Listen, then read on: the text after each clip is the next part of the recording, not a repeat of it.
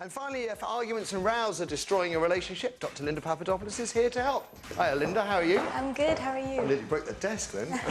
Disastrous. Rows. I know a little bit about them. What other problems can you help with that? Well, anything. So if you feel that you're not getting your point across, if you feel you're afraid to row, I always think this is very interesting. If you're the kind of couple where you feel that no matter how much you row, you keep rowing about the same thing over and over again, if there's a pattern going on, if there's a fear of being able to put your point across in front of the kids, maybe you find yourself rowing too much in front of the kids, sort of finding practical solutions to not only get the point across effectively, but to get to a point that you feel that you understand each other. And you've got things like having a go at someone, teasing someone, I suppose, when that teasing crosses the line and becomes something slightly sinister. Well, this is it, fighting fair. So, you know, the whole point of rowing is to get to a point where you understand each other better, not just to hurt the other person. And so many times it just stays at that, doesn't it? Rowing in front of the kids, there's an issue as well, Absolutely. whether you should or shouldn't. OK, after the ads, one of my favourite subjects, arguments and rows. I really enjoy them, but some people don't like them in their relationships, do they, Dr. Linda? They don't. Some people shy away from them. They fear them. And you know what? Arguing in the right way is actually really, really healthy. But the operative word is sort of the right way. Yeah. And so, as a phone-in, you're after people who may find that the rows are a problem?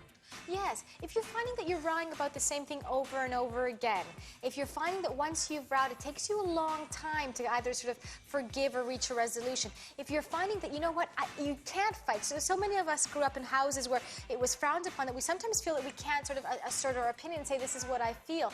Any of those things. Or even if you find that when you are in an argument that you end up hitting below the belt because you can't control yourself. I was just about to say, because argument, if it's presented in a calm and rational manner, is OK. But it's temper is the other thing we're really talking about here, aren't they? People that have a temper. Yeah, and who don't have boundaries with arguments. I think that's really important. So, you know, what is the statute of limitations for bringing up what happened 5 years ago when you were rude to my mother, you know, at Christmas lunch? You know, when do you stop bringing up the past? Is this a problem for you?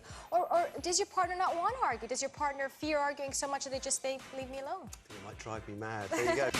So couples who row regularly live longer than those who don't. That's true.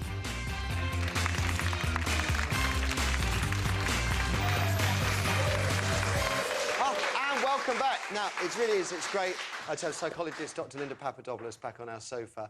Today it's to talk about rows, something I know a lot about, I'm sure you do too. Her latest book, What Men Say, What Women Hear, contains some fascinating insights into communication problems between the sexes. So if you or your other half are always rowing, fighting, teasing, provoking each other, Linda can help. 0207 173 5555 is the number. We normally have a bit of a chat first. We've got so many calls, I think we'll crack straight on. Amy, who's on the line first, please? Let's go straight to Mandy on line 1 then. Morning, Mandy. Morning. Hi there. Thank you for picking up the phone. Linda's here. What's up with you then? We seem to argue, but we seem to argue about his dad. About his dad? And the main thing is that his dad just wants to be involved in our relationship constantly. And he's got 2 sisters who feel that their dad is my responsibility. I've just come out of hospital and I'm recovering from a major operation. And his younger daughter took him to the hospital 2 weeks ago. And on Saturday, I had a call from the hospital saying, oh, we seem to have mislaid your father's notes. Can you please come in? So where they're going, they're leaving my contact number as their dad's next of kin. Right. So That's quite weird. And when I say anything to my husband, there's no response. And what are the arguments like? I mean, what do you say? What does he say back? Well, I just say to him, I said, you know, Dad's not my responsibility. I can't take him X, Y, and Z because I'm not well myself. I'm recovering from a major operation. But he just seems to be blind. It's the fact that Dad just plays on the fact that he's old. He's not got very good eyesight. And he just pulls on my husband's heartstrings. Okay. Linda. I think this is one of those really common kinds of arguments. It's about boundaries in families. And what you tend to find is that, you know, extended family can actually complicate things. And usually it's the person in the middle who needs to do something, i.e., in this case, Mandy, your husband.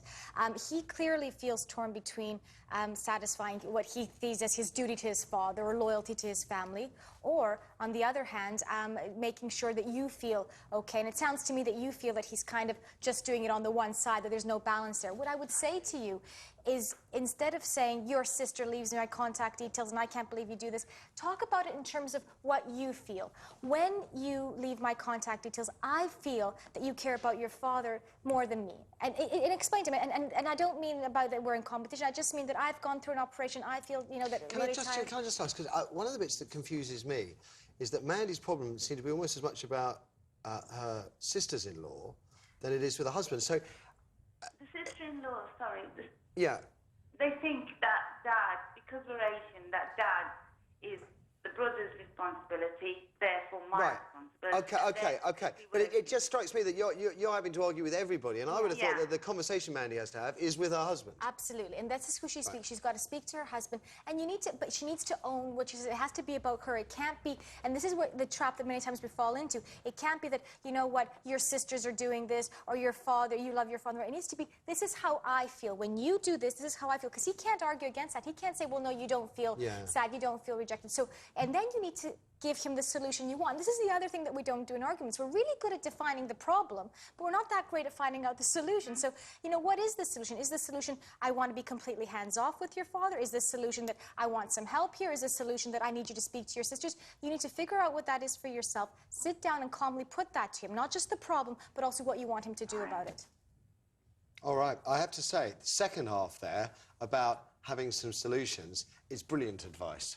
It's all very well saying how you feel and I want things to change, but you really need something to back it up. This is true. A direction to take the conversation onto. Otherwise, it just comes down Exactly, and then the person feels defensive and you get nowhere. OK, good point. Good luck, Mandy. Difficult situation. Good luck. Let's have another, please, Amy. OK, let's go to Simon on line 2. OK, Simon, good morning.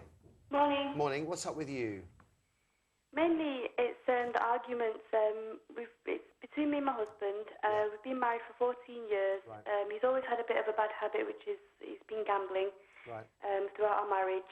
It obviously caused rows throughout, but this year we separated for a short while due to another sort of a drinking habit, and he sobered up and he came back.